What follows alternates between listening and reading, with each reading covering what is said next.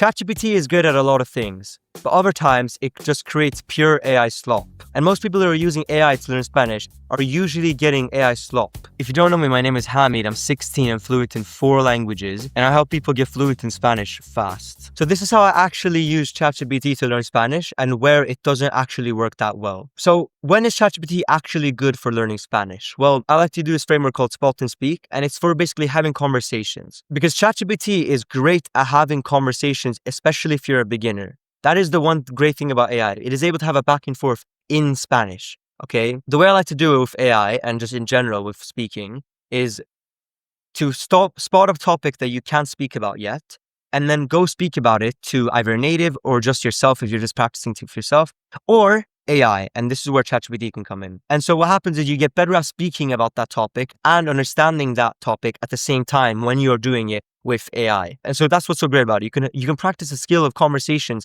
directly, which if your goal is conversational fluency, the highest leverage thing that you can do because it's directly congruent with your goal, right?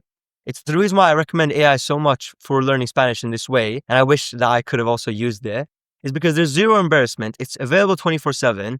There are infinite amount of topics you can talk about with them, and it has infinite patience. It won't ever get mad at you, right? Where ChatGPT does great is it can be a patient language partner. It doesn't judge you. It gives you everything on demand, and it's always available. It's great for that. It's great for it's great for practicing conversations. And this is where it might get a little frustrating because the same tool that's so good at having conversations falls short elsewhere. And it's the thing that most learners are actually using AI for.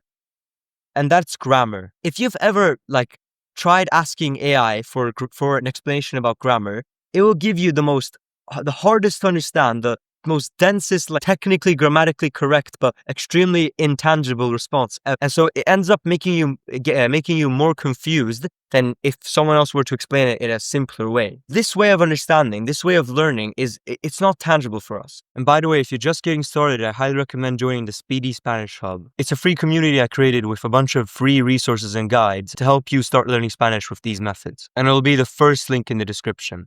A tangible way to learn Spanish grammar for me is what I like to call the 3 W's. It is just simply understanding, okay, what is the word itself? Where does that word go? And then most importantly, why does it go there? Why are these words in this way? How do we get to this sentence? What is the system, the logic, the blueprint behind that? What are the rules? Okay.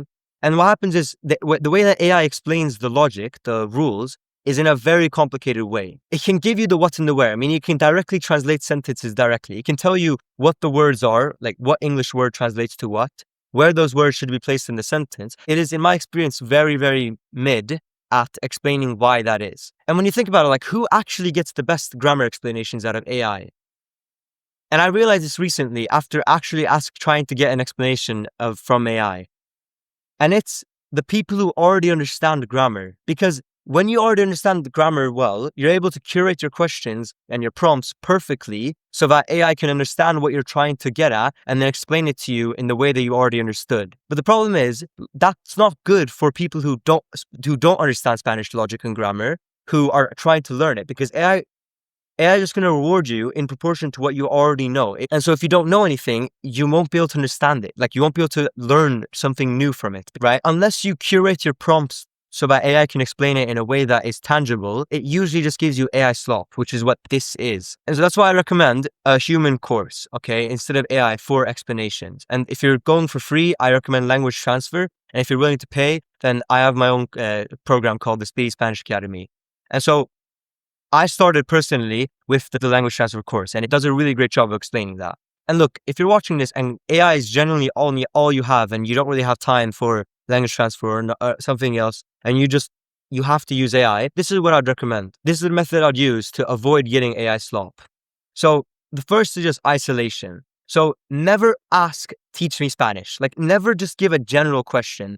The way AI works is it's kind of autistic, where it just takes what you say at face value, and it can't understand what you mean if your sentences are too general. Meaning, if you just give a general sentence like, teach me Spanish, it won't be able to just read your mind and understand what you specifically mean by that. And so, teach me Spanish could mean so many things. It could mean, teach me this specific tense, or it could mean, teach me this other tense. It's too general. And so, you want to isolate your specific issue, and add the more specific, the better. Okay. And so if there's a sentence in Spanish that you don't understand, don't even give it the sentence. Give it the specific word in that sentence that is confusing you. That's what I'd say. The next thing is to copy the entire exchange back to it. Meaning, if it says something that confuses you, literally copy its response, paste it back in, and say, I don't understand what you're saying here. I don't understand what this means. Okay? Don't try to act like you understand. Be honest with it. This gives the AI context. It gives it the ability to actually understand what you mean and where your confusion actually stems from. And then also, and this is in conjunction with this step, name the specific gap, the specific confusion directly, okay? And so if it explains something and it thinks that it's explained it to you, double down and say, you know what, I don't understand that explanation. I don't understand that way of conjugation. I don't understand why that preposition is there, right? This relates to specificity. And this relates to the same reason I mentioned in step 1, which is specificity, right? And then the last step I would recommend is just to re-ask, sometimes several times, okay?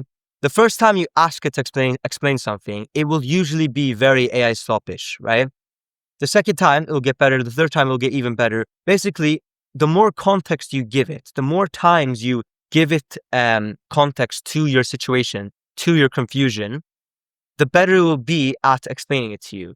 And so if you gave it a prompt like, I want to understand this, but could you explain this through the method through the 3 W's, which is this. You explain why that is, then you give an example, and then you explain what has worked for you in the past and what hasn't worked for you.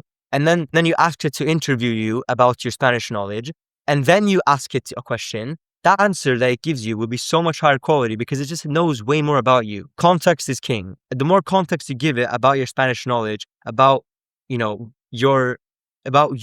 the better it will understand you and the better it will be able to curate your responses. And so naming every single gap, every single time that you don't understand, every confusion really, really helps because it gives it more context. And so to me, currently, AI only does about half the job of, learning Spanish. It's really, really good at having conversations, okay? And it's gotten very good at that. And so for a lot of people, if you're very embarrassed to speak with real natives in real life to practice your conversation abilities, AI completely solves that issue right now. But for grammar, I still think that a human course is better. Or if AI is all you have, then isolating and giving it context is the way to go in order to avoid getting AI slop. So yeah, if you're serious about learning Spanish and you want to learn through these methods, then you can check the second link in the description to join my program. Otherwise, I hope you enjoyed and stay humble.